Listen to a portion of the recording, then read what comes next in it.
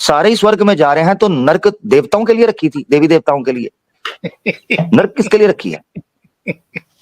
झूठ पॉइंट बातें है हैं। भाई, पॉइंट है। सब सारे एक ही हैं और सबने स्वर्ग में जाना है, तो नरक में किसने जाना है? इस सज्जन को क्या तकलीफ है भाई?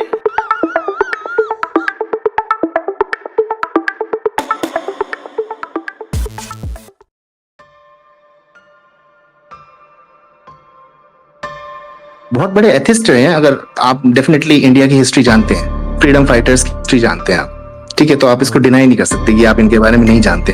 भगत Singh ji in the end of the day वो एथिस्ट हो गए थे, बट उन्होंने देश के लिए बहुत बड़ी कुर्बानी की है, भारत के लिए, ठीक है। तो मैं आपके उससे जानना चाहूंगा, और मैं चाहूंगा कि आप इसका जवाब दें कि क्या उनको जन्नत मिलेगी, स्वर्ग मिलेगा, या वो भी उसी में नरक में जाएंगे क्योंकि उन्होंने कभी अल्लाह को माना नहीं।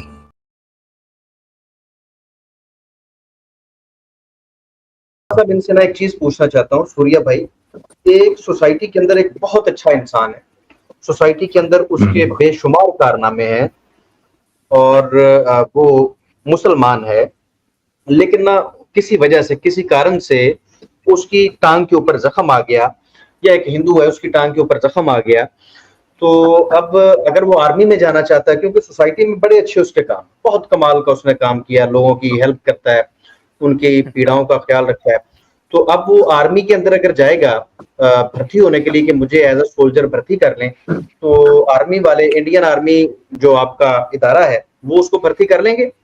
टांग टूटी हुई उसकी ना एक। सर एक्चुअली आर्मी में भर्ती और ईश्वर के पास जाना, ये दोनों अलग कंपैरिजन है, तो दोनों को आप कंपेयर नहीं कर सकते। एप्पल और मैंगो को कंपेयर नहीं कर सकते ना सर आप। सर यहाँ पे नहीं जाएगा। आपसे ये पूछा है कि आर्मी उसको भर्ती कर लेगी या नहीं, इसका जवाब हाँ या नहीं? नहीं नहीं नहीं। तो ये अच्छा, मुझे ये बताएं कि एक चीज के अच्छे होने से, भाई देखिए हर चीज के रूल्स एंड रेगुलेशन, जितने इंस्टीट्यूशंस मौजूद हैं उनके अंदर कोई ना कोई रूल्स एंड रेगुलेशन है। अब एक चीज की बुनियाद के ऊपर दूसरी चीज का फैसला नहीं किया जाएगा, और लाजमी नहीं है कि उस चीज की वजह से उसकी दूसरी सारी बातों को इग्नोर कर दिया जाए। जहां पर जिस फील्ड में जाने के लिए, जिस जगह पर जाने के लिए जो रिक्वायरमेंट्स हैं वो पूरी करनी पड़ेंगी कि नहीं करनी पड़ेंगी। जैसे मैंने आर्मी की मिसाल दी, इसी तरह आप जन्नत की बात कर रहे हैं, तो जन्नत भी एक एरिया है, वहां पर जाने की भी रिक्वायरमेंट्स हैं। तो भाई वहां पर आपकी आर्मी में जाने के लिए तो रूल्स एंड रेगुलेशंस, और जितना मर्जी अच्छा आदमी हो, बस जी उसकी इसका एक पांव कट गया या अंगूठा कट गया तो वो उसको नहीं रखेंगे, क्योंकि उनकी रिक्वायरमेंट है, जितना मर्जी अच्छा था। तो भाई जन्नत भी एक जगह है, वो मजाक नहीं है, तो वहां पर जाने की भी रिक्वायरमेंट है। हाँ, इसी तरह जहन्नम में जाने की भी रिक्वायरमेंट है। अब जो रिक्वायरमेंट पूरी करेगा वो वहां पर जाएगा। अच्छा, उनके वजह से देश में बहुत सारे मुस्लिम आज इजिली वर्क कर सकते हैं, अपने इजिली इबादत वगैरह सब कर सकते हैं। कितने लोगों को मतलब चैन का, मतलब आजादी का वो मिला है, भले ही उन्होंने नहीं माना, मे बी अल्लाह या ईश्वर को नहीं माना, तो फिर भी नहीं जाएंगे। उनकी वजह से कितने लोगों को कितनी शांति में रहते हैं। सनातन के अकॉर्डिंग वो जाएगा। हाँ, बस सनातन के एक मिनट सूर्या, क्या सनातन के अकॉर्डिंग कौन सा बंदा जन्नत में जाएगा, स्वर्ग में?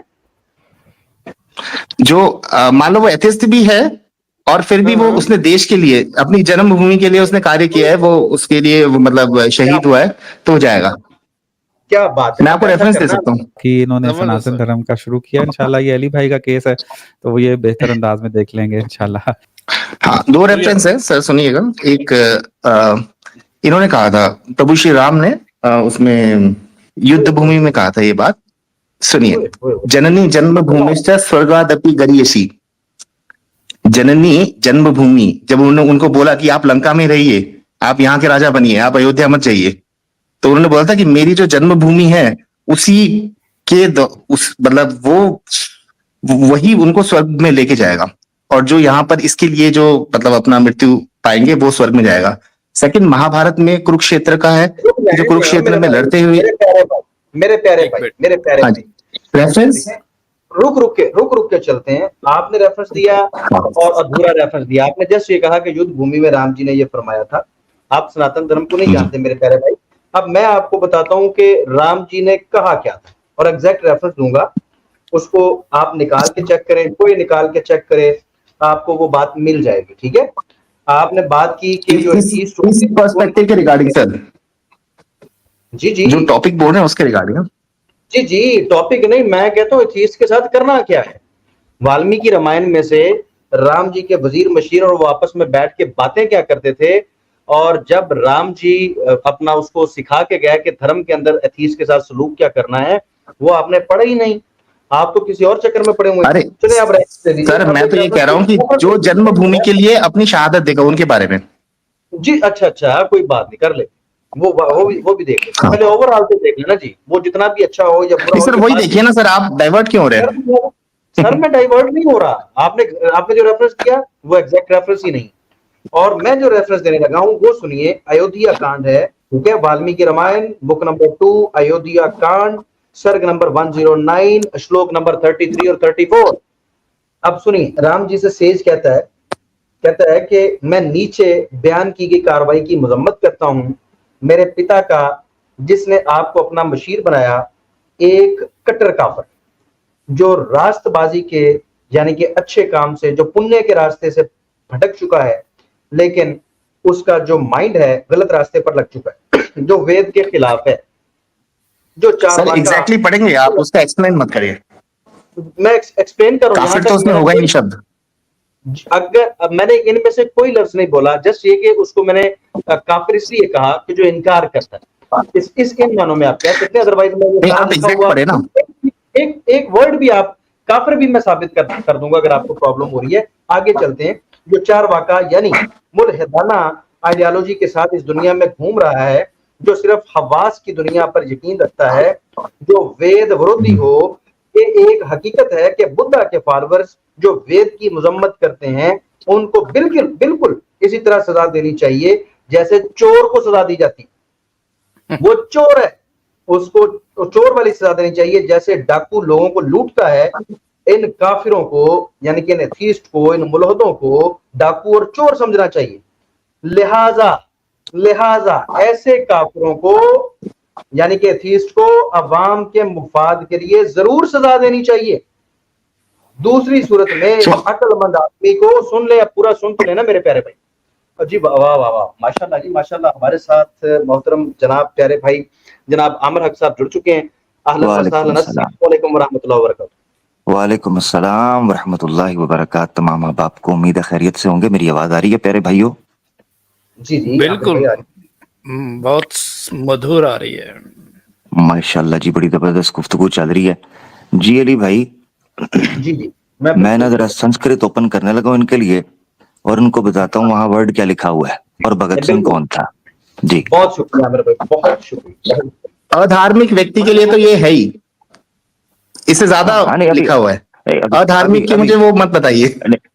अब धार्मिक के लिए संस्कृत में शब्द क्या लिखा हुआ है वो बोलेंगे, और आपने खुद बोला भगत सिंह को कि वो कौन था, ठीक है ना? हाँ, ये साथ रहना आपने। नहीं सर, कई सारी एट्रीब्यूट्स होती हैं व्यक्ति की। हमारे यहाँ तो चार वाक को भी मानते हैं, गर्दन उड़ा देते हैं। ये जो मैंने बात की, ये चार वाक वालों को बताया कि राम जी क्या कह रहे हैं कि उनके साथ क्या करना है, वो डाकू हैं, उनको सजा मिलनी चाहिए, हर सूरत सजा दें। और अब मैं आपको बता दूं, क्या कौन सा पता नहीं आपने धर्मशास्त्र पढ़ा है, आपकी यही वाल्मीकि रामायण, क्योंकि आपने राम जी को कोट किया इसलिए मैं वाल्मीकि रामायण कोट करूंगा।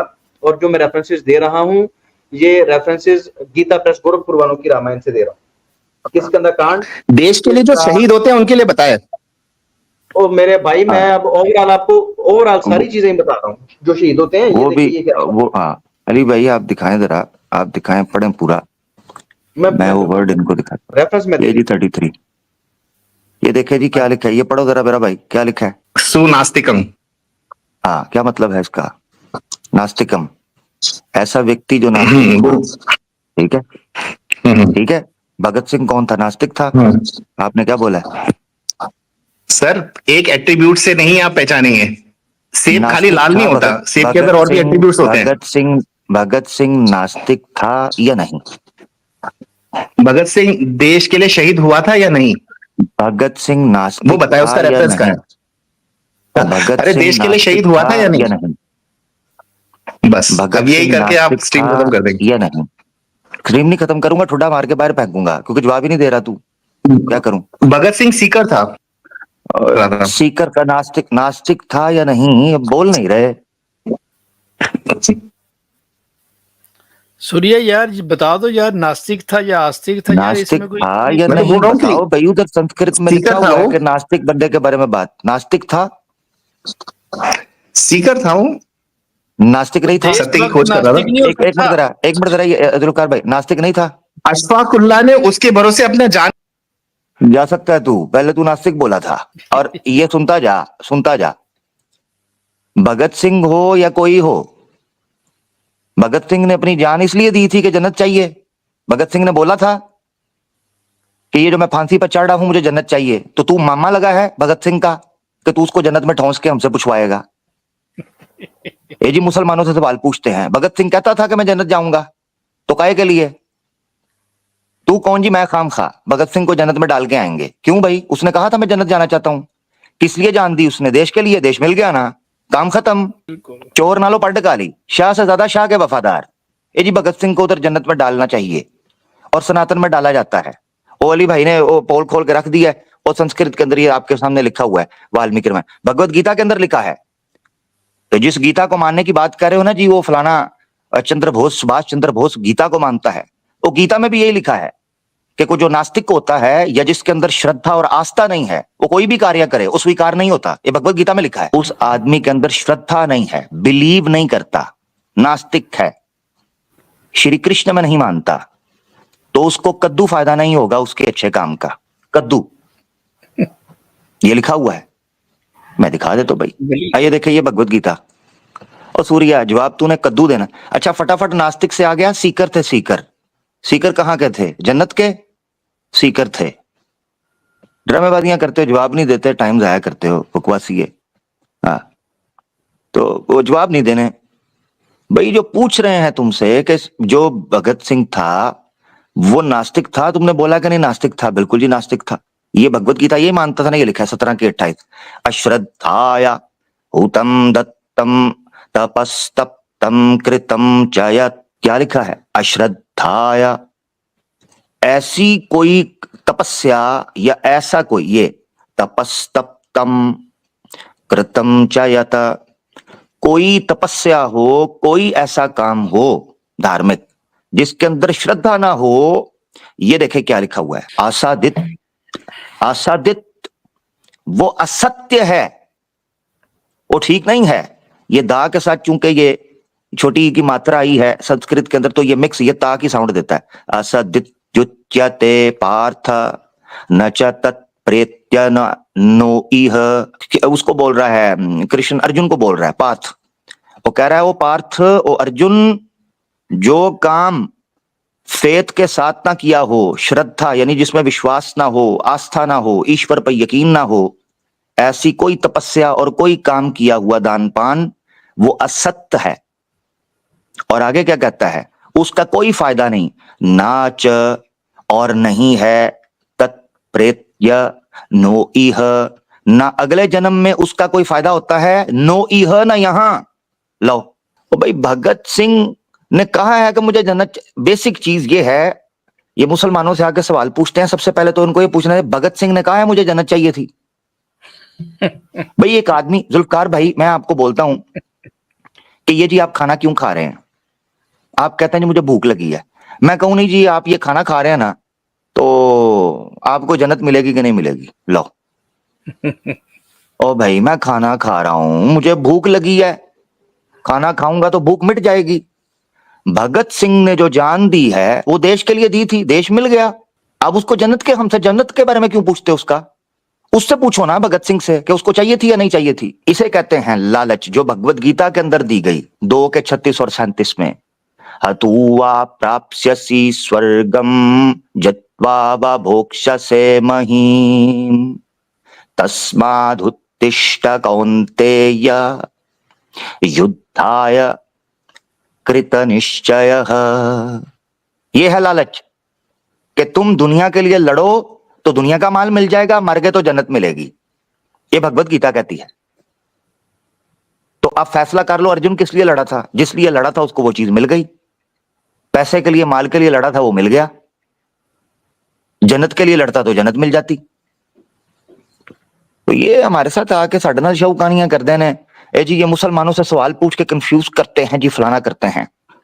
नास्तिक को मिलती है, वो अली भाई ने दिखा दिया उसका क्या मकाम है।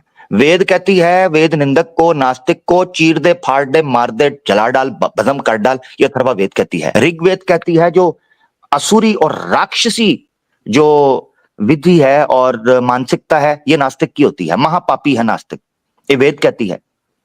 ये हमारे साथ आके ड्रामेबाजी करते हैं। वेरी बिग दर्शन, हिंदू अम्ब्रेला के, हिंदू फिलोसफी के नीचे चार्वक भी, एथियस्ट भी आ जाता है, और शास्त्र पढ़ लो, इंसान बन जाओ। शास्त्र पढ़ो, अपनी टीटो पार्टियां ना करो। फ्री के अंदर जनाब ये स्वर्ग बांटने निकले हैं। तुम ईश्वर हो कि स्वर्ग बांटते हो? जी नास्तिक को भी मिलेगा, फलाने को भी मिलेगा, फलाने को भी मिलेगा। तो नर्क किस लिए बनाई है? तुम्हारे शास्त्रों में नर्क का कथन क्यों है फिर? अगर नास्तिक भी स्वर्ग में जा रहा है, असुर भी स्वर्ग में जा रहे हैं, ठीक है, बौद्ध भी स्वर्ग में जा रहे हैं, सिख भी जा रहे हैं, सारे ही स्वर्ग में जा रहे हैं, तो नर्क देवताओं के लिए रखी थी, देवी देवताओं के लिए। नर्क किसके लिए रखी है? झूठ पॉइंट बोलते है हैं। भाई, पॉइंट है। सब सारे एक ही हैं और सब ने स्वर्ग में जाना है, तो नर्क में किसने जाना है? इस सज्जन को क्या तकलीफ है भाई?